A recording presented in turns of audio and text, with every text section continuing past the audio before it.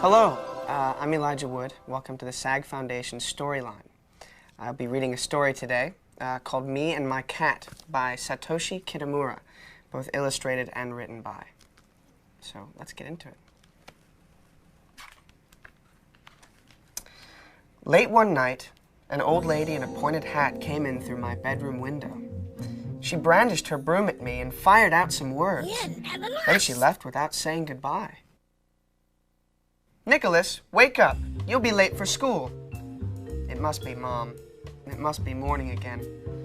Mom dragged me to the bathroom and made me wash and dress. Downstairs, she interrupted my breakfast. She was furious. She carried me off to catch the school bus. I had gone, but I was still here. How strange, I thought to myself, pulling my whiskers.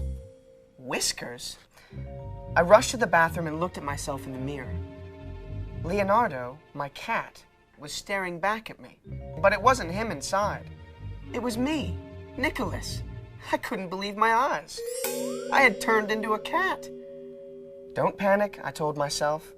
I sat in the armchair to consider the situation carefully. I fell asleep. When I woke up, I felt a little better. Maybe it wasn't such a bad thing to be a cat. I didn't have to go to school, did I? I hopped onto the table and from there to the top of the shelves. What fun! I could never do this before. I decided to leap toward the cupboard on the other side of the room. Ready, set... Oops. Mom threw me out of the house. While I was rambling in the garden, Gioconda, the next-door neighbor cat, came up and licked me all over my face. Yuck! Time to go for a walk, I thought.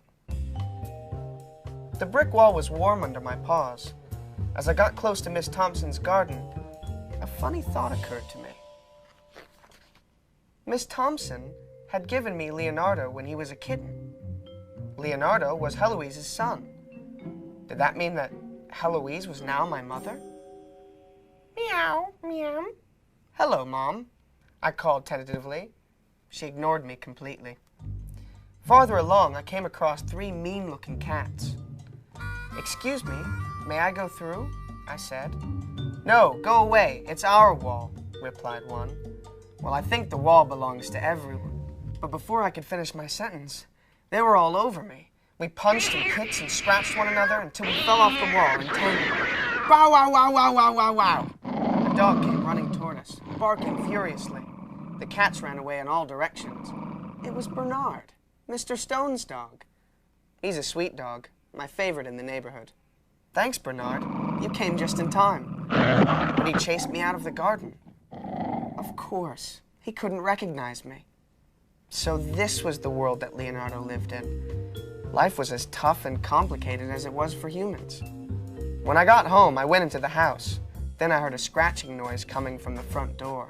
It was me, back from school, trying to get in through the cat flap. But was he me, Nicholas? Or was he poor little Leonardo inside my body?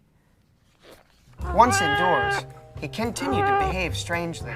He scratched himself earnestly, and when he was done, he challenged his shoes until they surrendered. He licked his sweater clean, then spent a long time sharpening his nails. He found the goldfish particularly fascinating. He tried to sort the washer and the yarn, but at last he gave up. He found the radiator and the litter box irresistible. But he didn't seem to like me at all. At last, Mom saw something was wrong with her son. She became so worried that she called the doctor and asked him to come at once.